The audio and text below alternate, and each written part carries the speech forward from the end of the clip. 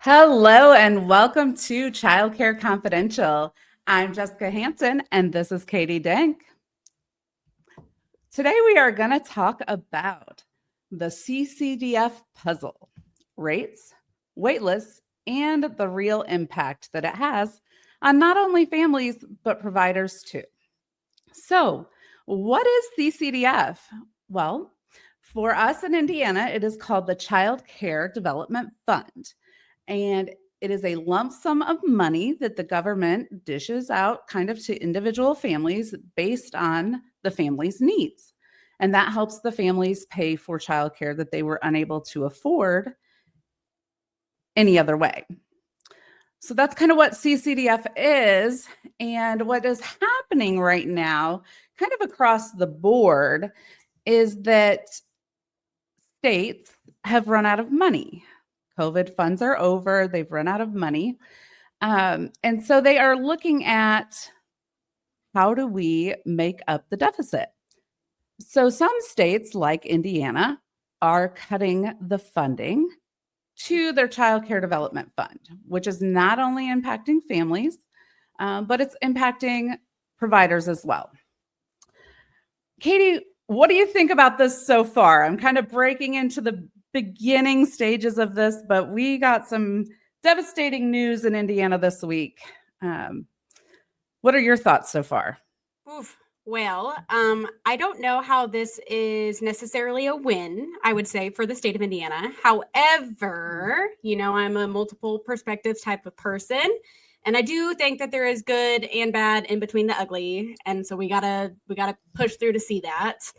But the biggest change is with this cut in the funding. For some reason, now as providers, we are going to have to figure out how we're going to make the ends meet, how we're going to come up with the difference and either choose to not charge these families what they call an overage, which is just basically they don't have quite enough to cover the full amount, or we're just going to eat it. And I don't know that either of those is really going to be beneficial in any way. Man, it is a mess. So I guess let's start with talking about Indiana, who we got a letter this week from our state offices. And let me just read that letter to you. I'll kind of read bits and pieces. But just to kind of tell you what we're talking about with Indiana, and then we kind of want to hear from other states too. So make sure you drop into the comments where you're at, where you're from, and what you're facing in your area right now, because we definitely want to hear what's going on around all of the states. But the email we received was, today, the Indiana Family and Social Services Administration's Office of Early Childhood and Out of School Learning announced revised Child Care and Development Fund voucher reimbursement rates.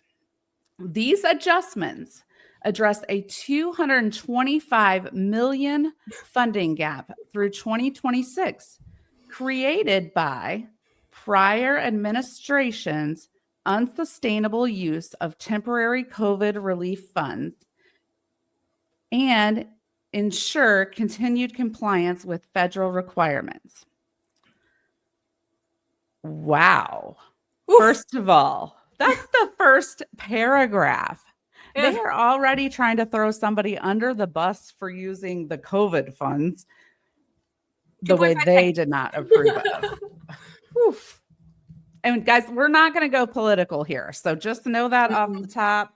We don't go political in our stuff. There's a lot of different sides to the story. We are just going straight down for the facts. But it goes on to say that they have received surveys from 25% of licensed childcare providers.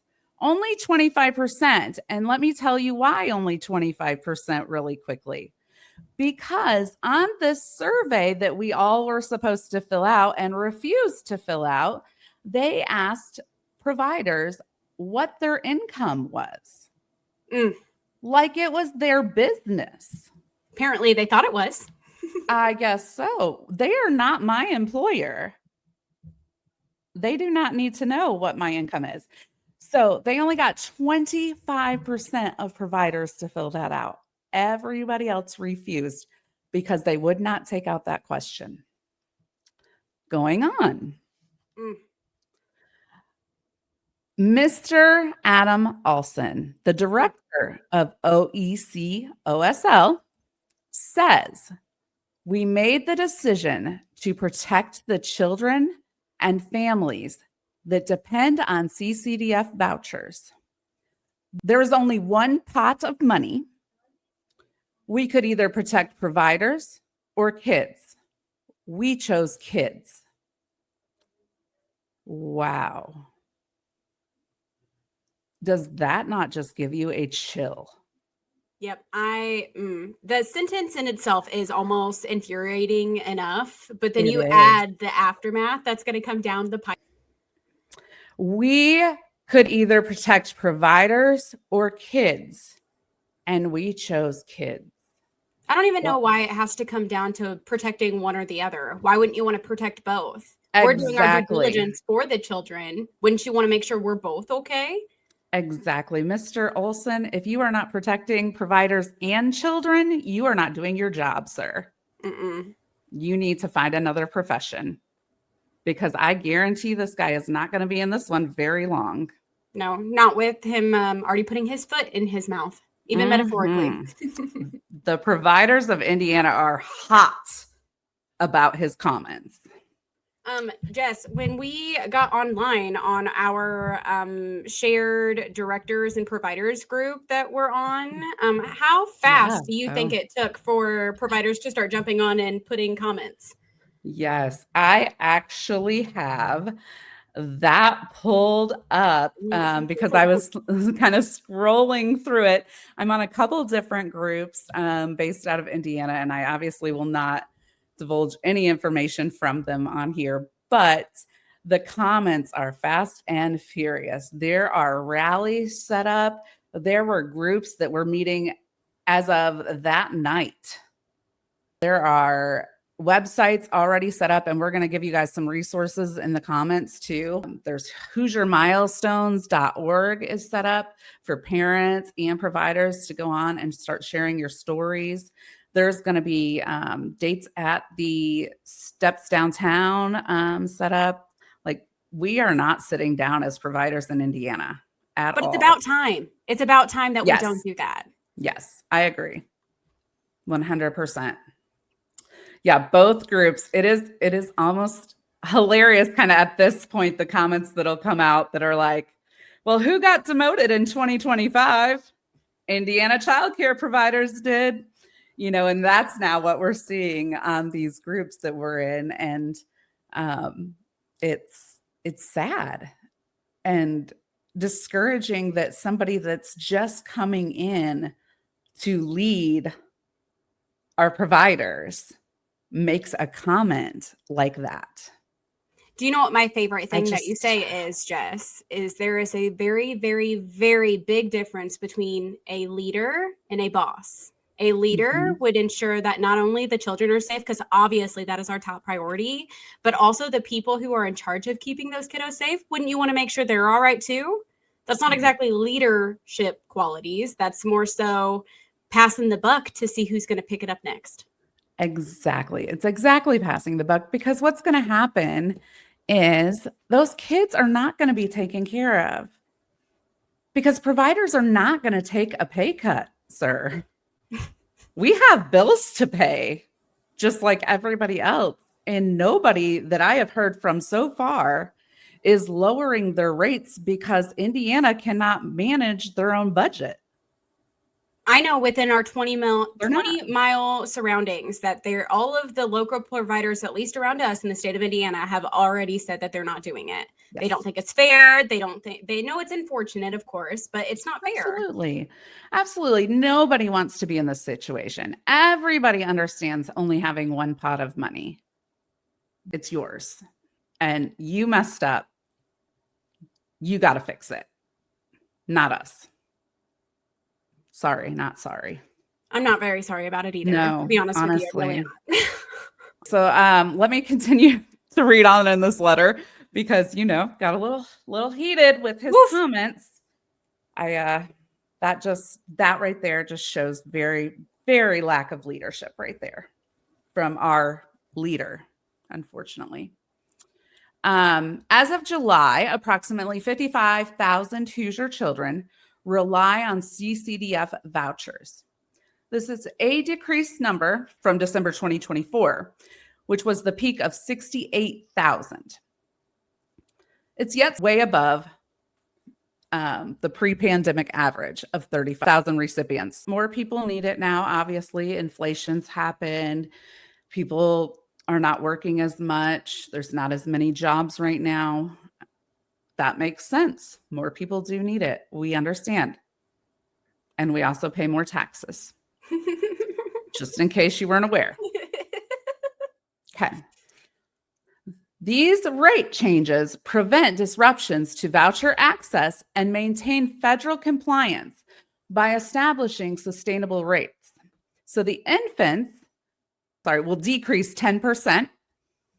Toddlers will decrease 10%. Preschool vouchers will decrease 15%. And school age will decrease 35%. Ooh, wow. Parents, if you think that you're not going to be stuck paying that percentage, anywhere you go, not just I am with us. so sorry they lied to you. Can we also just mention too the fact that 15% we're taking away from probably one of the most prominent age groups of these children who actively need childcare in preschool. But these 3 and 4-year-olds, we're going to take more money away so that they're at home, not with a teacher who's going to instruct, guide, teach, educate, all of the things with them. But that's somehow okay. We have decided that is okay. Well, and all of this right after the state of Indiana dropped their On My Way pre-K slots, which was for the 4 and 5-year-olds, to half. So they only have, 2,500 spots in the whole state now? 22. 2,200 spots in the whole state for children to get On My Way pre-K. And then with that, they expected providers to pay half for each child. No.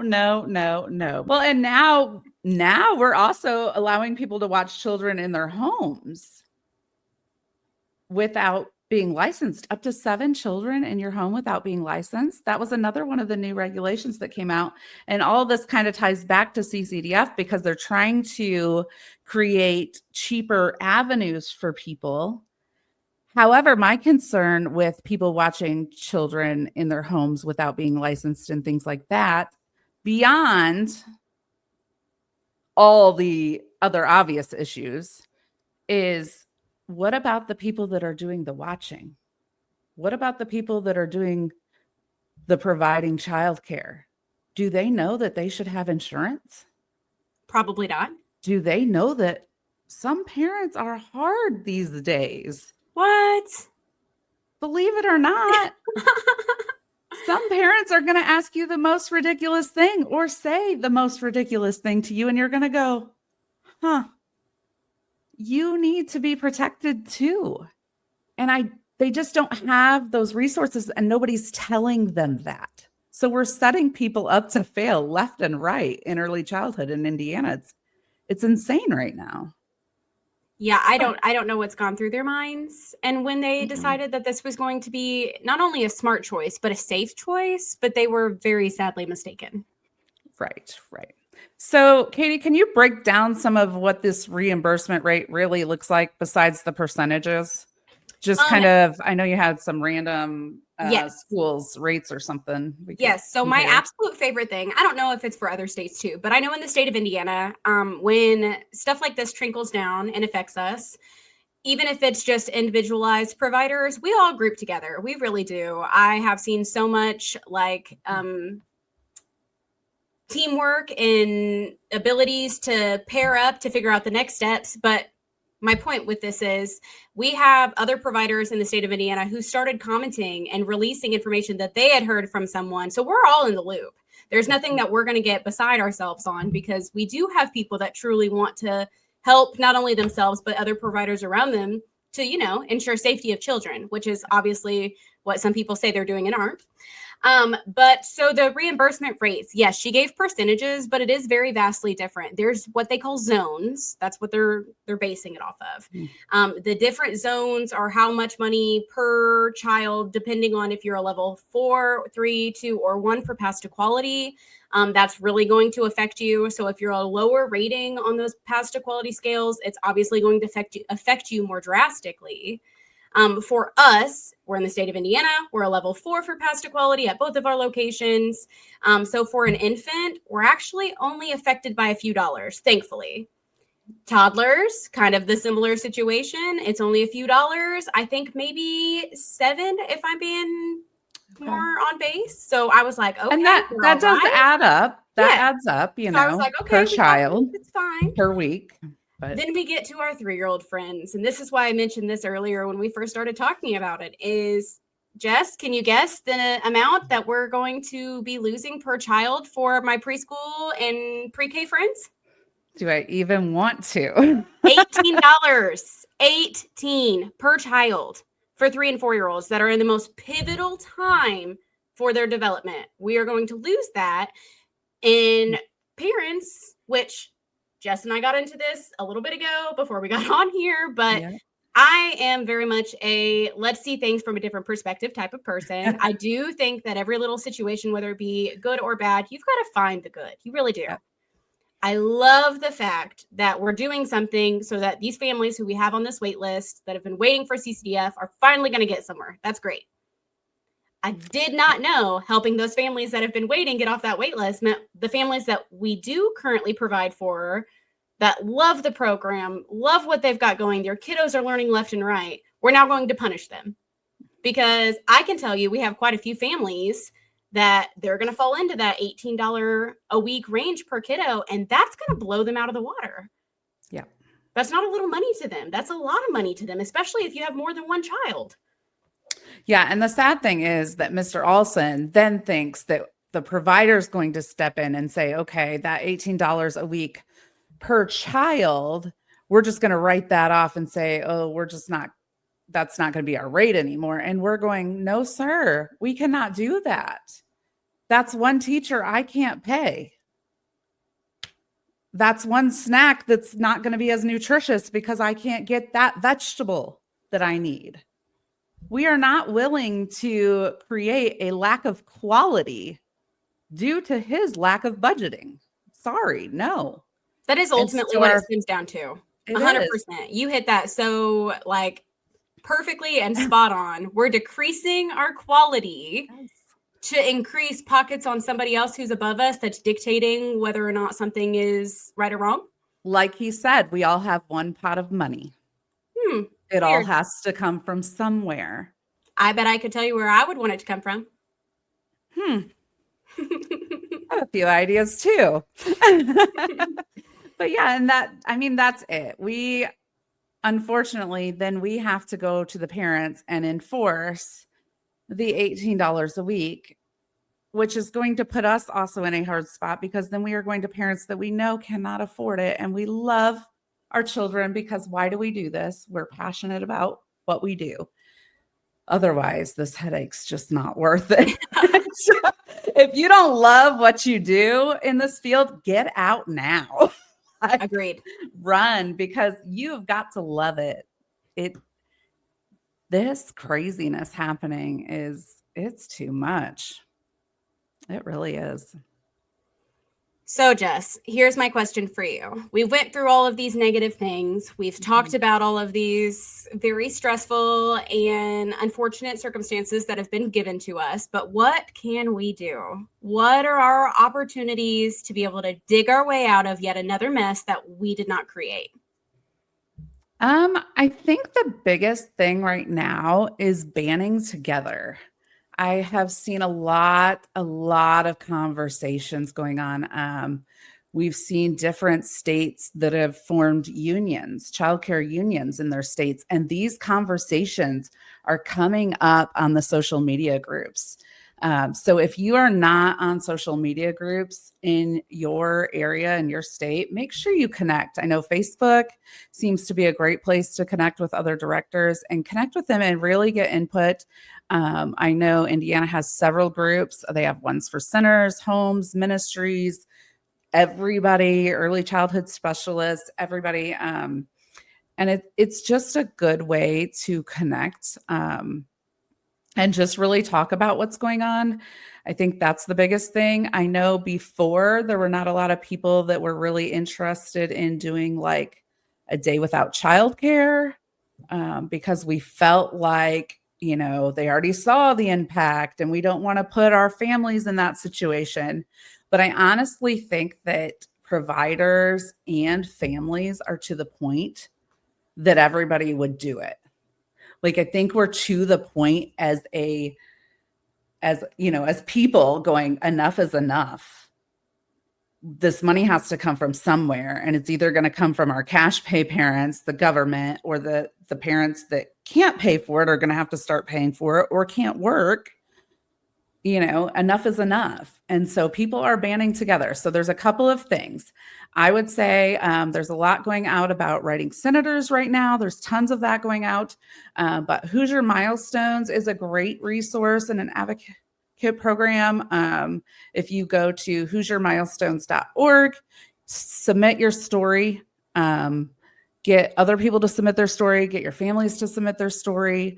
Also, I know INAEYC has a page right now where you can submit your CCDF story.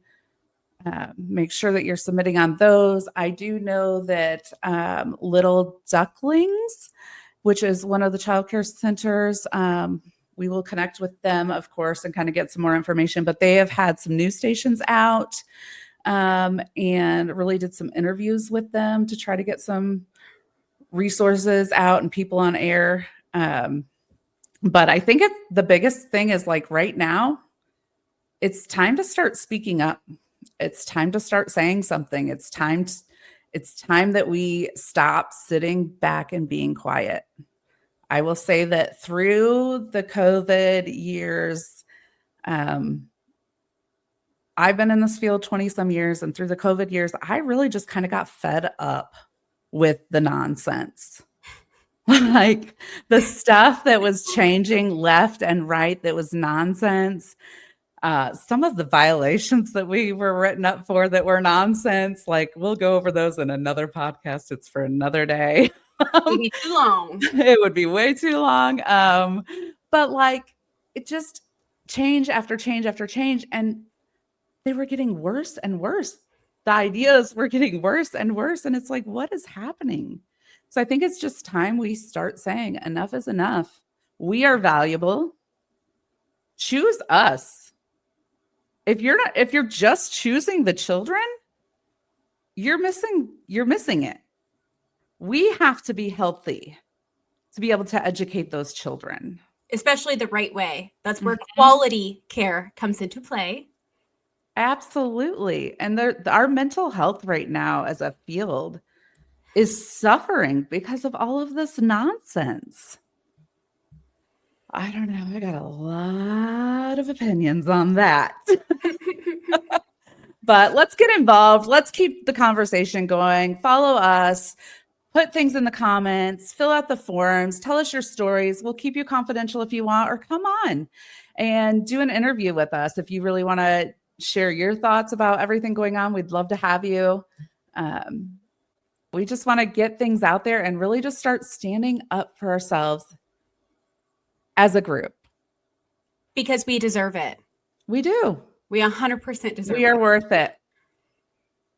That's all I had. How about you, Katie? Same. I feel like we got knee deep in something that maybe we shouldn't have been knee deep in. However, one step closer to having real conversations about real things that are really hard.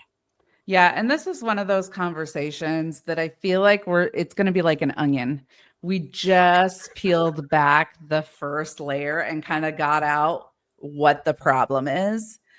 And now we're going to have to come back with like how to get more involved and some other people's stories, and we'll just keep kind of following this story along, and hopefully Mr. Olson will come to his senses and hear some people out. Well, we appreciate you guys, and thanks for listening to us ramble on Childcare Confidential. We look forward to doing this more with you. So follow us, comment, fill out the form. Let's keep chatting. Bye. Bye.